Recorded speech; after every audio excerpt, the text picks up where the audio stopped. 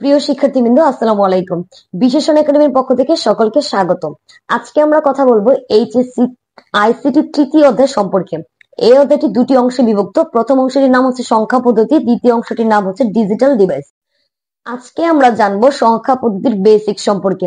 প্রথমে আমরা জেনে নিব সংখ্যা পদ্ধতির সংজ্ঞাটি। সংখ্যা পদ্ধতি কোন সংখ্যা লেখার বা প্রকাশ করার মাধ্যমকে সংখ্যা পদ্ধতি বলে। এই পদ্ধতিকে দুটি অংশে ভাগ করা যায়, একটি হচ্ছে নন পজিশনাল, একটি হচ্ছে পজিশনাল। নন পজিশনাল হচ্ছে যেটির হচ্ছে শুধুমাত্র নিজস্ব মান থাকে কিন্তু স্থানীয় মান থাকে না। স্থানীয় মান বলতে কিন্তু আমরা সবাই জানি একক, দশক, শতক এগুলো সম্পর্কে। আর নন পজিশনালের মধ্যে এগুলো কিছুই থাকবে না। পজিশনালের মধ্যে স্থানীয় মান আর হচ্ছে নিজস্ব মান দুটোই থাকবে।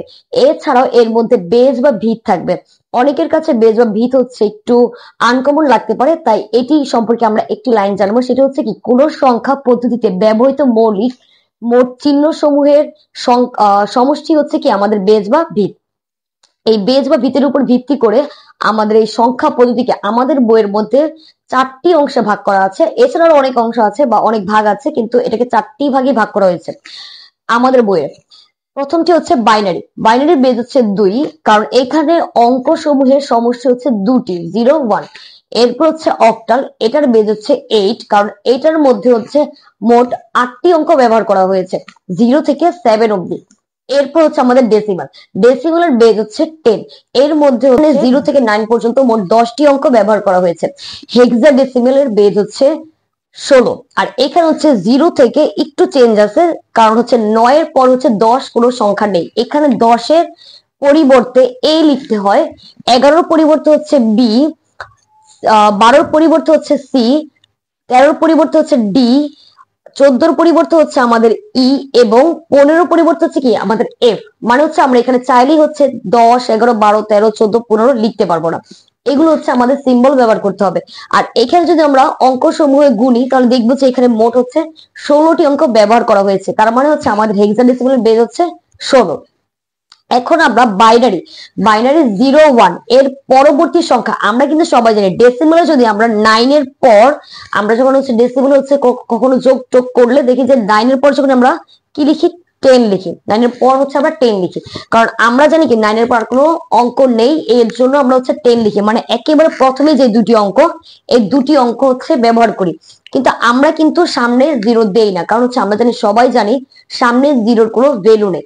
ঠিক সেম ভাবে আমরা যদি বাইনারির পরবর্তী সংখ্যাটি মানে 1 এর পরবর্তী সংখ্যাটি বের করতে চাই, তাহলে হচ্ছে আমরা তো জানি বাইনারিতে 1 এর পর আর কোনো সংখ্যা নেই। তার মানে হচ্ছে কি পরবর্তী সংখ্যা হবে 1 0। তার মানে 1 0 ভ্যালু হচ্ছে 2। ঠিক আছে। ঠিক সেম ভাবে অক্টালের যদি 7 এর পর পরবর্তী সংখ্যাটি বের করতে চাই, তাহলে আবার যে প্রথম দুটি সংখ্যা ওটি দিয়ে হচ্ছে কি করতে হবে, আমাদের পরবর্তী সংখ্যাটি বের করতে হবে। ঠিক সেম ভাবে আমি এখানে লিখে দিয়েছি। এরপর হচ্ছে হেক্সাডেসিমাল। হেক্সাডেসিমালের 15 এর পর মানে হচ্ছে এফ এর পর যদি আমরা কোনো সংখ্যা বের করতে চাই, তাহলে হচ্ছে কি, যেহেতু কোনো অঙ্ক নেই, তার মানে হচ্ছে প্রথম দুটি অঙ্ক ব্যবহার করে হচ্ছে আমাদের পরবর্তী সংখ্যাটি বের করতে হবে। তার মানে এইখানে 16 এর ভ্যালু কি, 16 এর ভ্যালু হচ্ছে আমাদের 10। তার মানে আমরা জানতে পারলাম যে বাইনারিতে হচ্ছে আমাদের 2 মানে 2 এর পরিবর্তে লিখবো হচ্ছে আমরা 10। হেক্সাডেসিমালের 2 এর পরিবর্তে সরি 2 না, এটা হচ্ছে 16 এর পরিবর্তে আমরা লিখবো হচ্ছে 10। এটা হচ্ছে হেক্সাডেসিমাল।